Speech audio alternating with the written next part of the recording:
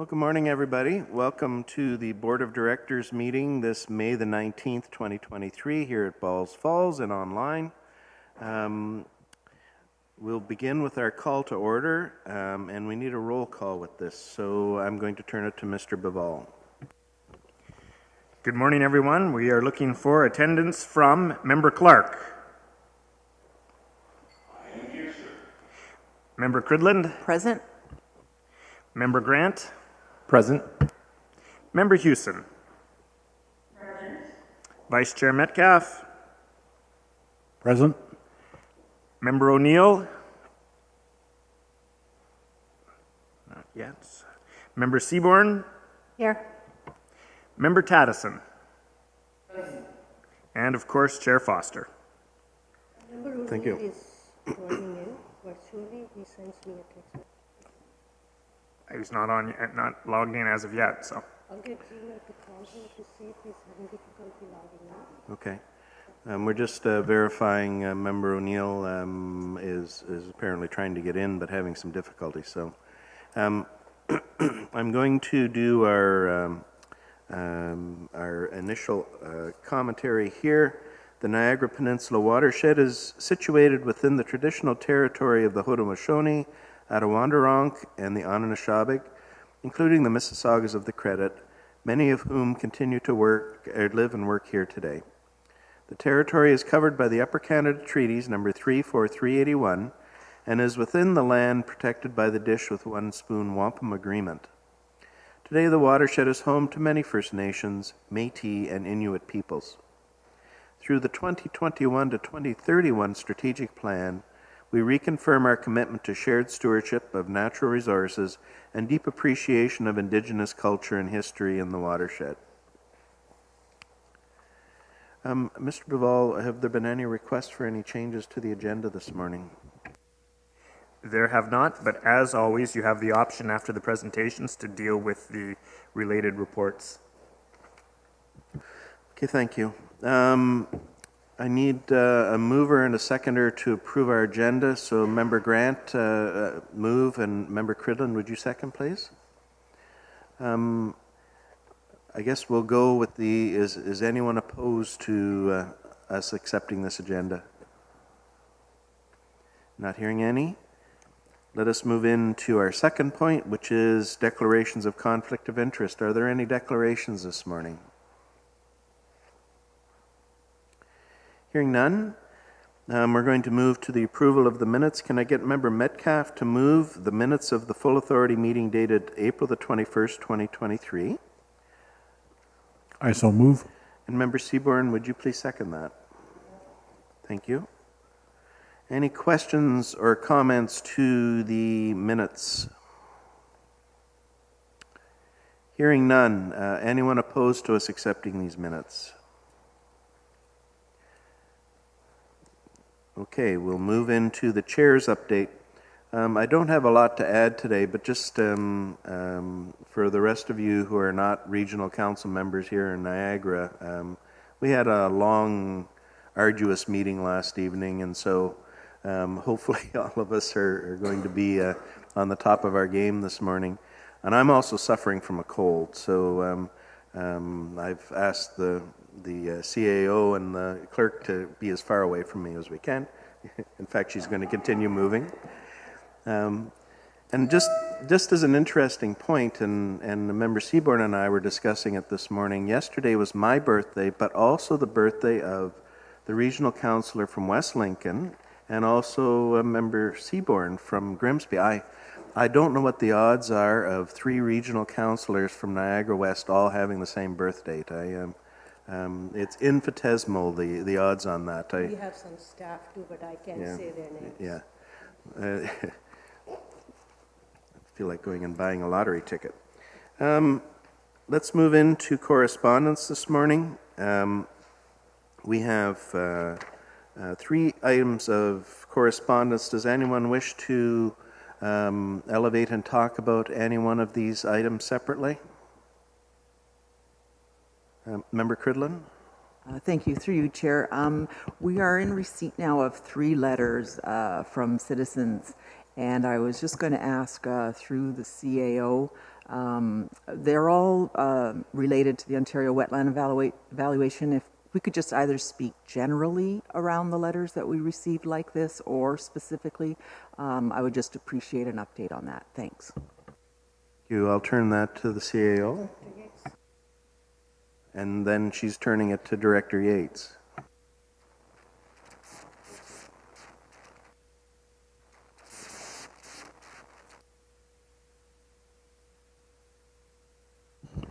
Thank you. Through the chair.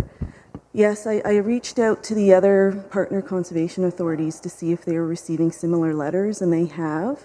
So I asked them what they did with the letters. Some of them brought them to the boards and recognized receipt of them. Some of them passed them on to their local MPs. Some of them passed them on to Conservation Ontario. So what we're going to do is we're going to pass them on to our local MPs as well. And we're going to include information of what we've done internally at the NPCA as well. Thank you very much for the update. Okay. Okay, thank you. Member Clark, can I get you to move the 3 items of correspondence?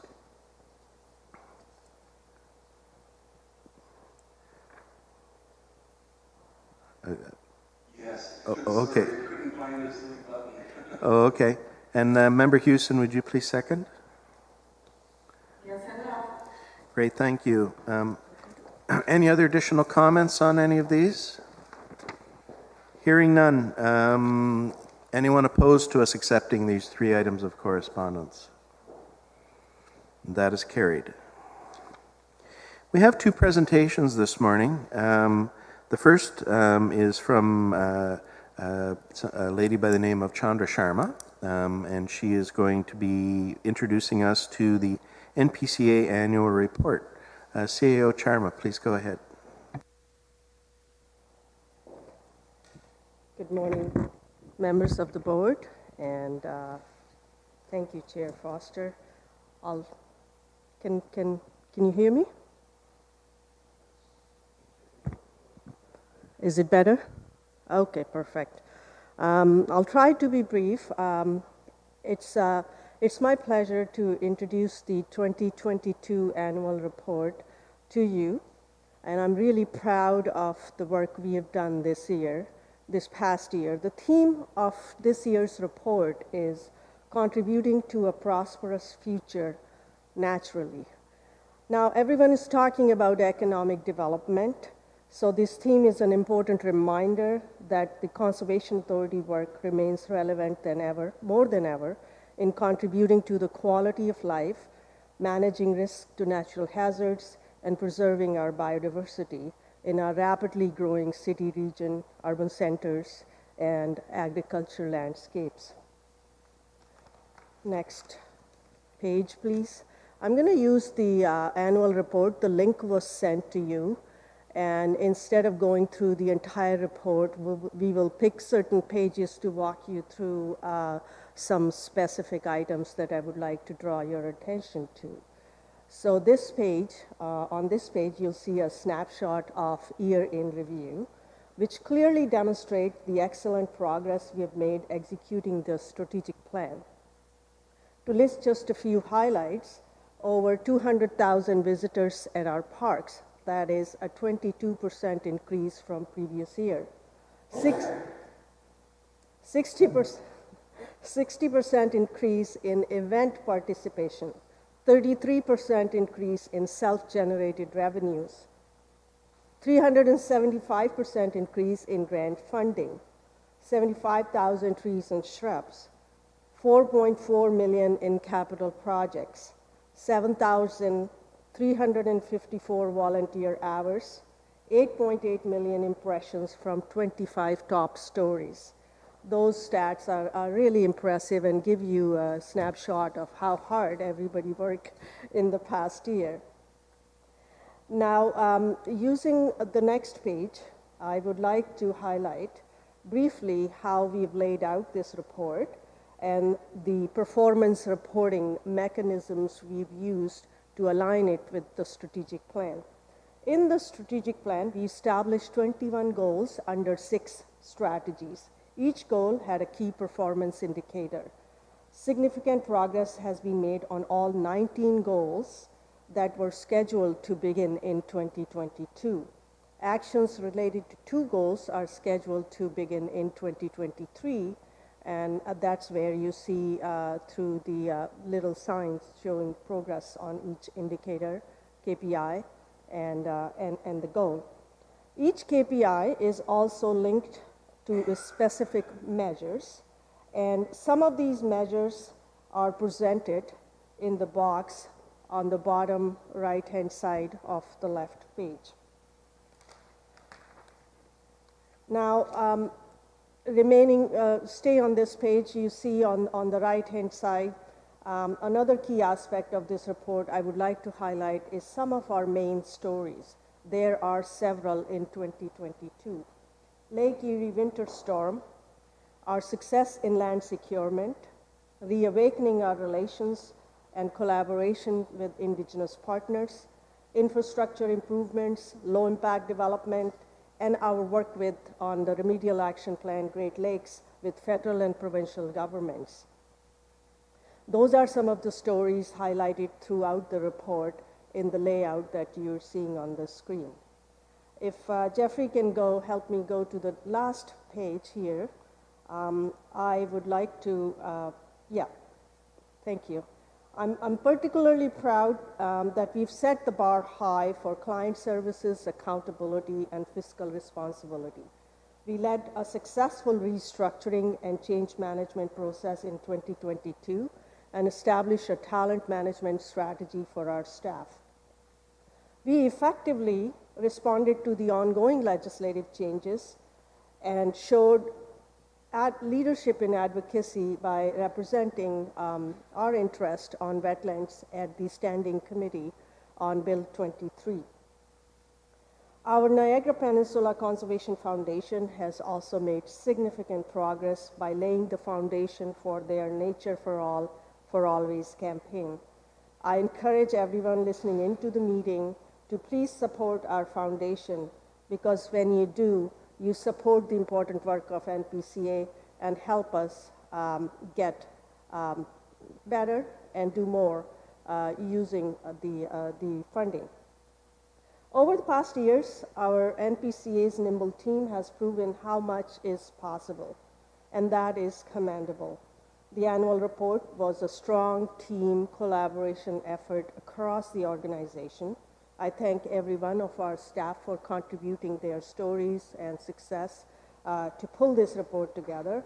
My special thank you to Rob Petrullo and Jeffrey Sinibaldi for helping me finalize the report. Finally, I would like to thank our outgoing board members who worked so hard in helping us achieve all these accomplishments, and for their guidance, and a special thank you to Chair Foster and Vice Chair Metcalf for your support and leadership through the last year. And that's it for me. Thank you for your indulgence.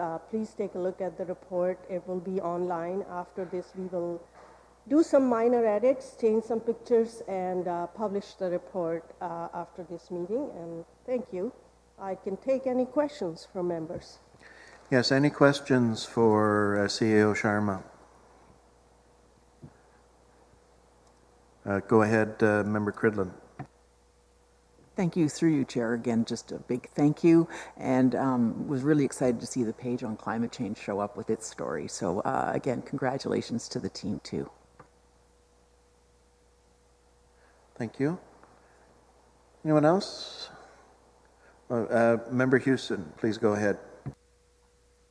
I'm just going to comment. I believe when we had all those objectives come forward, I questioned our ability to make headway on so many objectives or goals, and I'm really happy to see the outcomes. So I just wanted to say well done. I wish I was kind of there to give you a little clap in person, but great work to you and the team, Sharma. Thank you. I don't see any other questions or comments at this point, so I'm going to ask, and Member O'Neill, you're online. Good morning. Can I get you to move that we accept this report for receipt? And Member Cridlin, could you second that, please? So moved. Thank you. Anyone opposed to us receiving this report? Hearing none, thank you very much. Our next presentation this morning is from Steve Miller, our Senior Manager of Infrastructure Engineering and Asset Management, and it's concerning the Beaver Creek and Big Forks Creek floodplain mapping adoption. Mr. Miller, good morning.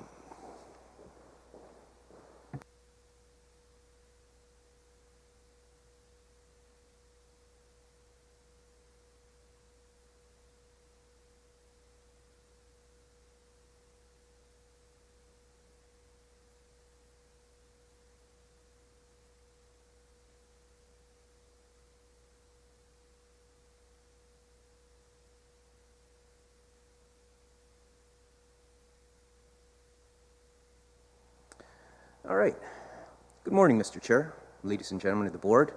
My name is Steve Miller. I'm the Senior Manager of Infrastructure Engineering, and I'm here today to share with you the culmination of a very large project we've been working on here at the Niagara Peninsula Conservation Authority. Floodplain mapping, Beaver Creek, Big Forks Creek. Beaver Creek, a major tributary of the Welland River, drains a good portion of the township of West Lincoln, and it confluences with the Welland River just downstream of the community of Wellandport. We undertook to floodplain map approximately 74 kilometers. Mr. Chair? Mr. Miller, just one moment. Our technical guy wants to just check something. Yeah, if you would kindly.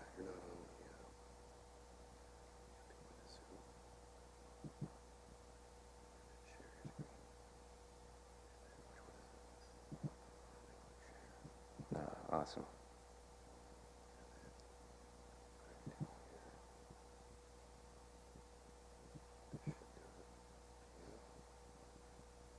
There we go.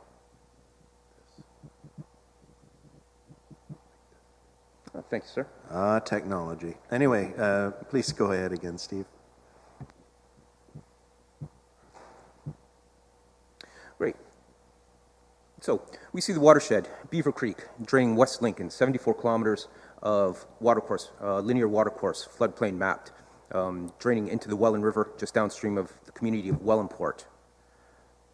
Big Forks Creek drains most of the township of Wainfleet, the eastern portion of Haldimand County, 110 kilometers of watercourse, floodplain mapped. Previously, of these two watersheds, only 20 kilometers of the main branch of Big Forks Creek had been provided with any form of floodplain mapping. That was done back in 1986. So, a floodplain is simply lands beside a watercourse that are inundated during a major storm event when the capacity of that watercourse is exceeded by the amount of stormwater runoff that enters that system. Floodplain mapping is an engineering and surveying exercise that determines the extent of that flooding during such a storm event. In our jurisdiction, we use the 100-year storm event, and that's approximately about 4 inches of rain falling. Why is floodplain mapping important? The first step to reduce the costs and impacts of natural hazards like flooding in a community is to figure out exactly where it is. Where are those lands going to be inundated? This helps communities prepare for and respond to flooding. For instance, first responders can understand what road crossings will be flooded so they can modify their emergency routes during such an event. It allows agencies like the NPCA to direct new development away from flood-prone areas. And for those structures, those people that already live in an area that's prone to flooding, we identify the issue, and through our robust flood forecasting and warning program, we can send out messages. We encourage them to subscribe to our mobile app Alertable to receive messages in a timely manner regarding the magnitude, duration, and potential impacts of a major storm event. To undertake this important work, the Conservation Authority retained WSP Canada. WSP is one of Canada's leading engineering firms. They have recognized expertise in doing this kind of work. As a matter of fact, they did the floodplain mapping for the Welland River main branch that was completed in 2019. Not only did the same firm that did Welland River do Beaver Creek and Big Forks Creek, but the same team worked on it. This team knows the area, understands the system, and they used the latest computer techniques, digital mapping, and climate data sets to generate the updated flood lines for Beaver Creek and Big Forks Creek, over 184 kilometers of watercourse provided with floodplain mapping. So what were the results? So we talked about the extent of floodplain mapping provided. What we found is the 1986 floodplain mapping on Big Forks Creek was overly conservative. The new floodplain mapping generally reduced the level of the floodplain by 1 to 2 feet. Buildings. We noted 25 buildings in Beaver Creek and 71 in Big Forks Creek were impacted. Not only did WSP note that these structures would be impacted, but they recommended mitigation measures, options that landowners could potentially pursue in order to help minimize the impacts of flooding on their property. Road crossings. This study identified which roads would be flooded during these events, and this could help the municipality, again, prepare for emergency responses and help them undertake their capital works planning. They understand what culverts are potentially undersized and the ones that need to be upgraded when it comes time to do just that. Resiliency.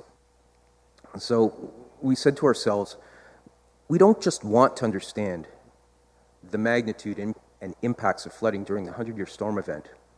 How resilient are these watersheds? So we dropped a 200-year storm onto the landscape. The 200-year storm is about 20% more severe than the 100-year. And this is the same methodology that the federal government uses in their federal flood identification and mitigation program. What we found was during that 200-year storm event, no additional structures were impacted, which is good news. And the ones that were only seen an additional 4 to 8 inches of flooding, which does not significantly increase the amount of damage that these structures will already experience during the 100-year flood. So we can conclude that the watersheds of Beaver Creek and Big Forks Creek have good resiliency against the impacts of a changing climate. It wasn't enough to do the technical work. The Conservation Authority has settled on a proven methodology of engaging the public. We've been doing this since 2015. 3 public meetings. One at the very beginning of the project, before any engineering work starts, informing people of the project itself. One halfway through the middle of the project to provide an update, and one at the end to introduce the draft floodplain mapping. At all sessions, folks are encouraged to ask questions, chat with the project team, and in order to better understand how this project could potentially impact their properties. The first meeting was virtual by necessity. The last 2 were in person, the Welland Community Center. The last one, where we introduced the draft floodplain mappings, took place a couple of weeks ago. Over 136 people were in attendance through all 3. So it's not enough to hold these public meetings. We have to let folks know about them. Our communications team helped us with a robust public engagement campaign not only did we settle for print advertising, but we sent out over 15,000 postcards, direct mailers, to everyone in those watersheds, informing them of the project, directing them to the project website, where on the project website we post all relevant information, the presentations from previous public meetings, the draft reports themselves, the draft floodplain mapping, in manner to be completely open and transparent. On the project website, there's contact information, my contact, and there's a place for folks to ask questions, in which the CA would provide a timely response. So, just a little blurb about social media. We were boosting these events. We talked about the corporate website. We engaged with our member municipalities, Haldimand, Waynfleet, and West Lincoln, to promote these public information sessions on their community calendars. What we heard in italics here, and it's for a reason, generally people understood the need to have accurate floodplain mapping. And we see common themes, some questions that folks asked. But notice, in these questions, it was in an effort to understand the process. How were these things done? What impacts would they have? What we didn't hear was opposition to the project itself. These were very positive public engagements, and the questions that were left on our website were very positive.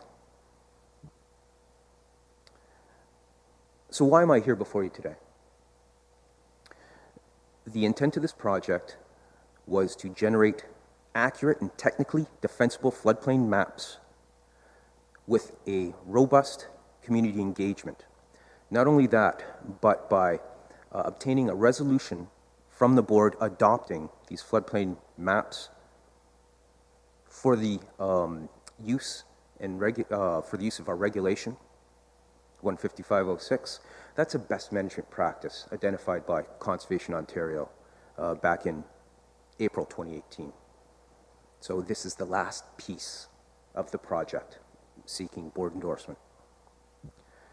As such, staff recommend that the board approve Beaver Creek and Big Forks Creek floodplain mapping reports and the associated flood maps for use in the implementation of the NPCA's Regulation 15506, a regulation intended to reduce the negative impacts of natural hazards, including flooding. That's my presentation, folks. Appreciate you listening. I'd be pleased to answer any questions you might have. Okay, thank you very much, Steve. So I have Member Seaborn. Thank you, Mr. Chair. Through you to our speaker. Nice to see you again, Steve. You spoke earlier about the 100-year storms. Are you finding that that's occurring a little bit more frequently than it had in the past? Through you, Mr. Chair. We have been finding the climate in Niagara wilder, warmer, and wetter. That's the general trend, and it's anticipated that that trend will continue. I've heard from several groups that use a 100-year plan, saying it's almost down to every 50 years or less now. Was this spring a particular challenge? I just know that some parts of the area, including where I live, we were underwater for an awfully long time. Would this have qualified for an almost 100-year plan? Through you, Mr. Chair, not quite. It was indeed a wet spring, but it is typical for what we have seen and what we will continue to see in Niagara. Thank you very much. Thank you, Member Seaborn. Just checking online. Anybody have any questions? Oh, Member O'Neill, please go ahead. Through the chair, thank you. Great presentation. Just a quick question. Could you expand a little bit on the impact to roads? You'd mentioned there was a certain roads you identified that would be impacted and sort of kind of what that would look like. If you could expand on that, that'd be helpful. Thank you. Absolutely. Through you, Mr. Chair. So part of this study, it didn't only note what roads were impacted, but it indicated the depth of flooding during the 100-year storm event. And that model that was generated when municipalities come time to upgrade the culverts, everything we do is freely available. It's in the public realm, the reports, the models. So a municipality, when it comes time to update their infrastructure, they can take the models that the Conservation Authority has, use it to run a few scenarios to optimize, improve that road crossing, because typically it's not all about size when you look at a road crossing. It's about level of service. On a major road like Region Road 24, you don't want that flooded, but on a rural road, some flooding might be okay. So it doesn't necessarily make sense to upsize the culvert to such a degree that a rural farm road is provided with complete 100-year protection. So it's all these things, cost, our utilities in conflict with the culvert in the area, all these things roll into the mix. But the Conservation Authority has these models that help the municipality to undertake the capital works planning and understand the depth of flooding so that the first responders, can we get a fire truck through there? Is the depth of flooding more than 1.5 feet? If so, well, we better think of an alternate solution. I hope that helped answer your question, sir. Yes, it did. Thank you. Thank you very much. I don't see any other questions from other members. I have two for you, Steve. Obviously, this is a process we need to get through, but how up to date are we across the watershed on our mapping? Are we, if you had to pick a number, how good are we at this point?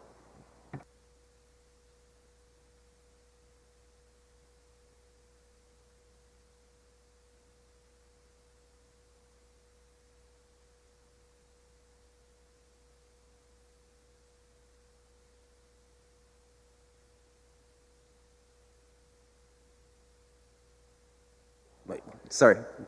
So, just to recap, we're at about 60%, Mr. Chair. With the completion of this project, the Conservation is currently working on 2 other floodplain mapping projects.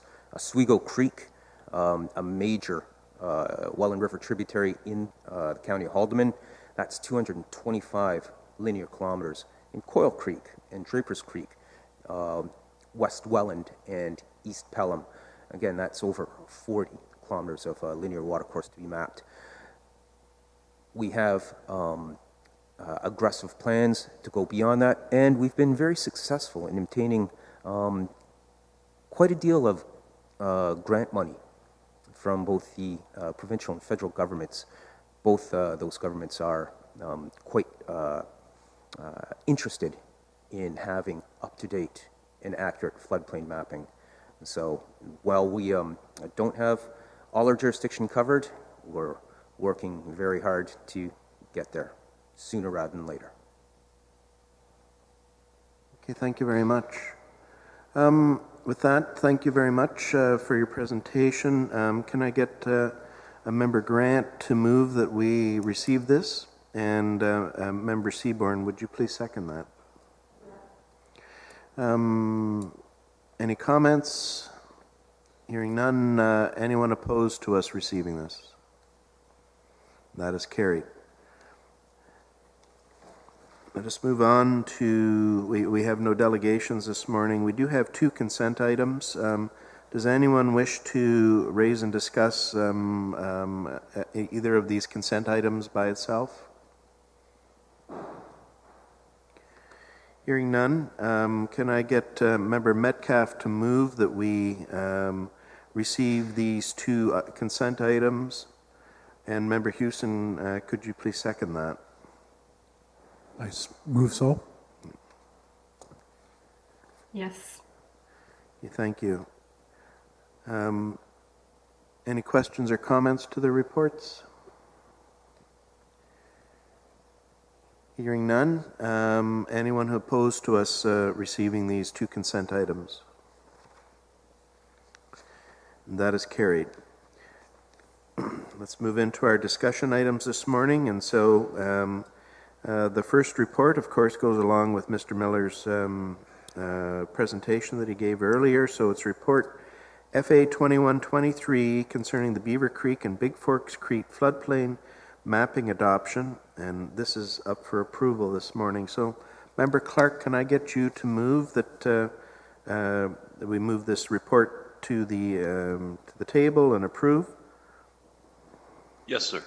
And Member O'Neill, would you please second that? Seconded. Thank you very much. Any questions or any comments from any members of committee at this point with this report?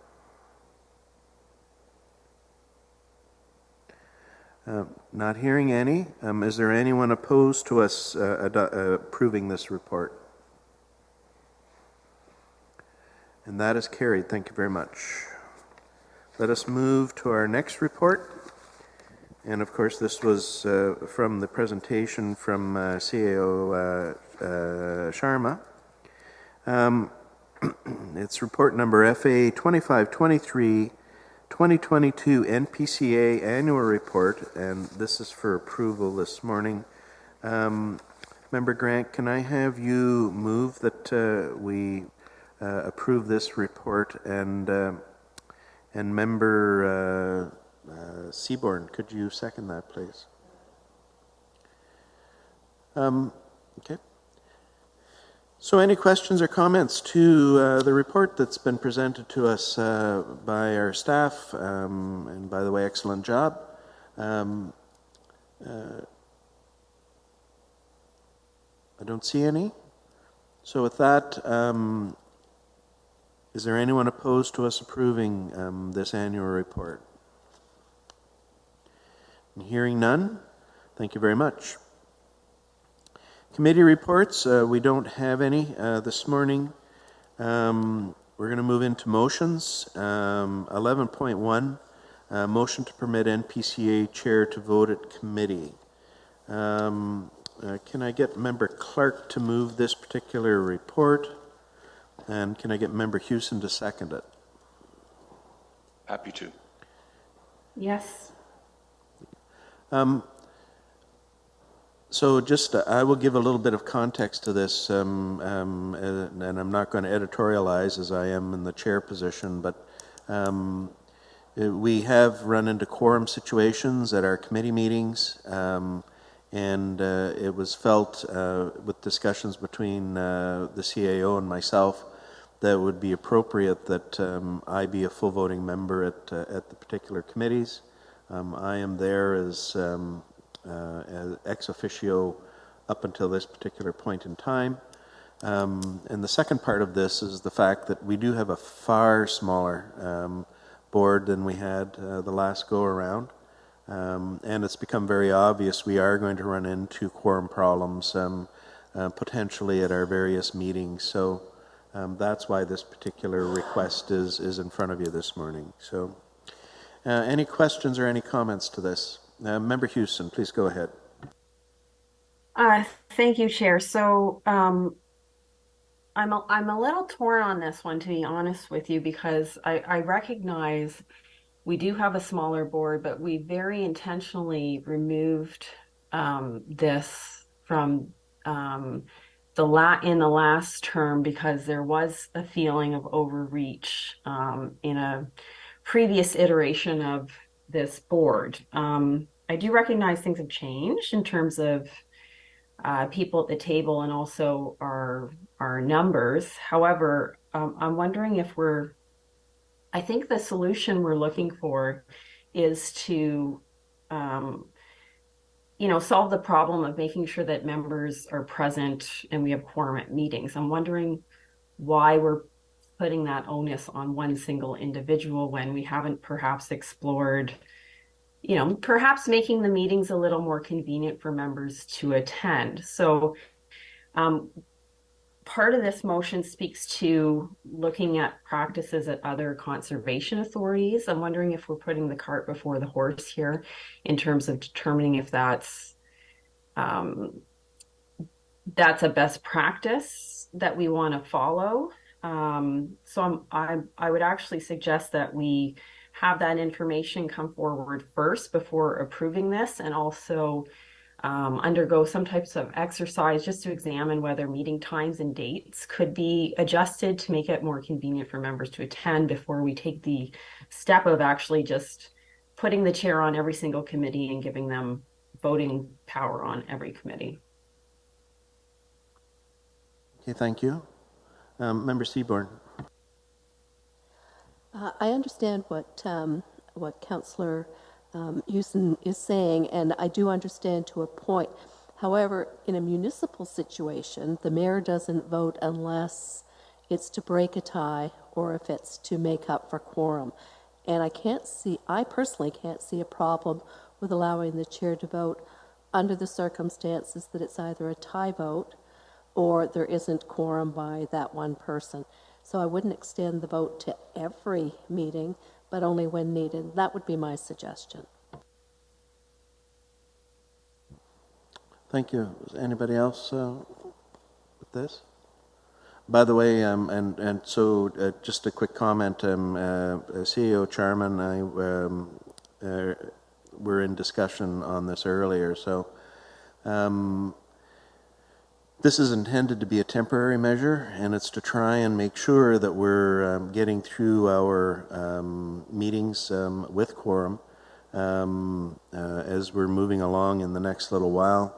My expectation personally is that when we do go through the process that Member Houston is talking about, we will be able to adopt best practices. I do have to say that in most municipalities, as well as even at the region, the head of the particular organization does have voting rights at committee. So this makes this particular one just a little unusual. But anyway, I'm open to the will of what our board has to say. So are there any other comments or questions? Member Cridlin, please go ahead. Thank you. I'm hoping that, other members do perhaps chime in on this. In our last meeting, even though we didn't have quorum, there was a bit of discussion that, we were struggling with quorum at the beginning of this term. Not knowing what options we really do have available to us, and obviously wanting to move the work ahead, is it something that we can, do the limits that the chair has just discussed? So if it's intended to be short term, does the wording change sort of until such time as the review comes back? Again, we're all looking for solutions. So I don't know who was on the, in terms of getting the governance, and I think that was the one that broke right away. But we haven't really explored whether we can do Zoom or merge them, or so again, it is about not going backwards, but still trying to get the work done. So hoping we'll just hear from other members on this before we vote. Thank you. Thank you, Member Cridlin. I don't see anyone else. Member Clark, please go ahead. Thank you, Chair. I appreciate the opportunity. Let me just lower my hand so I don't forget about it. At the beginning of this term, I can tell you that I did not attend too many of the meetings, as I was appointed chair for our budget process at the City of Hamilton, so it was an insane time period. I'm not sure I'll ever want to take on that job again either. Although we did good work, but it was very challenging, and I have to apologize to my colleagues around this table because I simply could not attend those meetings. I am cognizant of the fact that we are a much smaller board than we were in the past, and I can tell you that I have complete confidence in our chair and all of the colleagues around this table.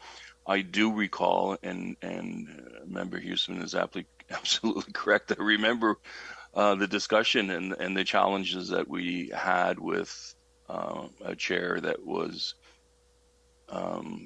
perhaps a little bit more aggressive in style than our current chair.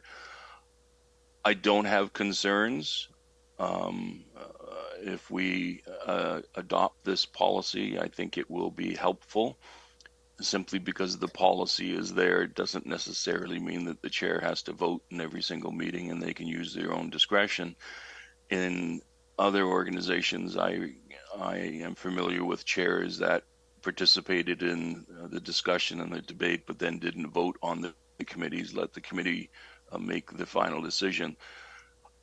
So it really is up to the chair in terms of whether or not they participate by voting in every single committee meeting. Hopefully we will have quorum, but I think this is a ways and means to ensure that we don't have to cancel meetings because we don't have that quorum. So I'll leave it at that, and thank you for the time. Okay, thank you. Member O'Neill, please go ahead. Member Taddison, please go ahead.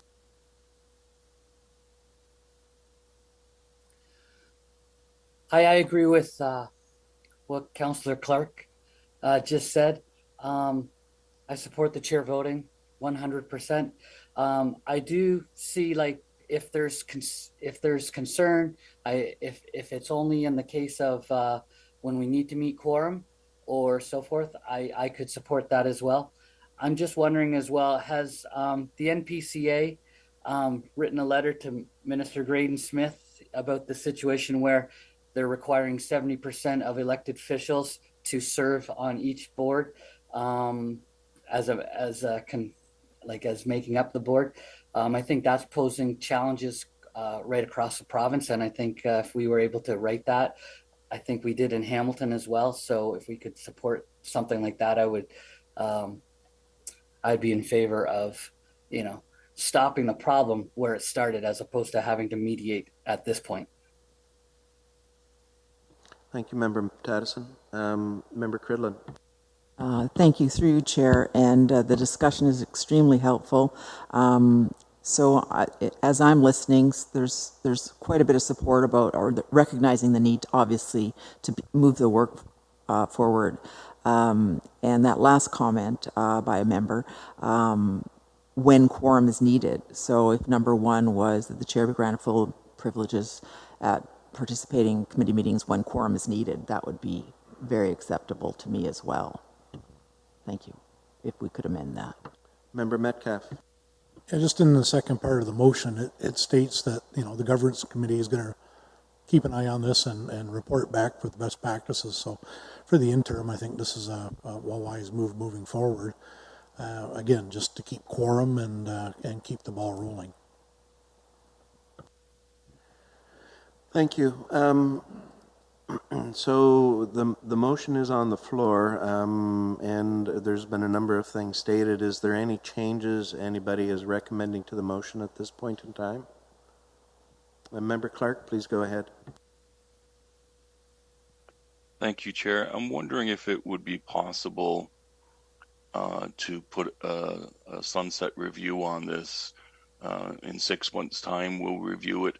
And by then we will have the governance board, or the governance committee will have met. We will have done the research in terms of what other conservation authorities are doing. And if we resolve it in that 6 month period, then it would just expire. If we don't, then we may have to take another look at it. Is that something that's possible, Chair? That sounds very friendly, so I think that would be appropriate. Okay, thank you, sir. Yep. Member Cridlin. Thank you. I can certainly support that kind of a change as well. Thank you, Member Clark. Thank you. I can certainly support that kind of amendment too. Thank you very much. Yeah, we'll treat it as a friendly amendment. Okay. Doesn't seem to be any other questions or comments at this point. So anyone opposed to us accepting this motion or adopting this motion? Hearing none, thank you. Our next is motion to appoint members to committees, and this one, there's two. So, the two that Sorry, are... Chair. Oh, yes, please go ahead. Do we not need to vote on that? Yeah, we just did. Oh, I'm sorry. Yeah. Apologies. Yeah. Yeah. We can vote again if you want. So the motion concerning appointments, the motion is that Member Tattison be appointed to NPCA Finance Committee for 2023, and that Member O'Neill be appointed to the Governance Committee for 2023. So can I get Member Clark to move that, and can I get Member Seaborn to second that, please? Yes, sir. Great, thank you. Any questions? Anyone opposed? And that is passed. Notices of motion. Does anybody have any notices of motion that they wish to bring forward, or at least state that they're going to be bringing them forward? New business. I'm going to, under new business, a verbal update concerning the Niagara Peninsula Conservation Foundation. Is that Member Cridland? Please go ahead. Thank you, through you, Chair. We've had an exciting time at the foundation, building more infrastructure for our fundraising goals. So the board has been interviewing individuals who have stepped up to join us in the foundation, and that is, they love Niagara watershed just as much as we all do. So that's going to be exciting when that activity is finalized. Interviews have also are underway for the development investor officer position, and again, a strong interest from our community watershed.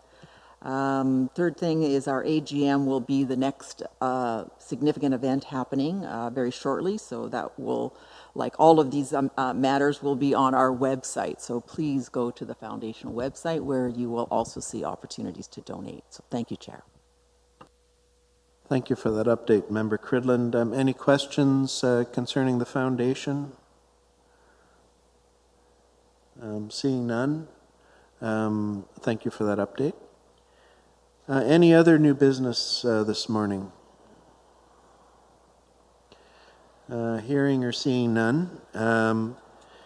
We do have a closed session, so just for those that are following on streaming, our intention is when we come out of closed session, we will have a motion, but we're going to shut down the streaming at this point in time, and you can review online what the motion has been that we passed, along with the minutes that go along with this. So with that, we're going to take a very brief recess and go into closed session, and I'm going to ask Member Cridland that we move to go into closed session, and Member Grant, can you second that, please?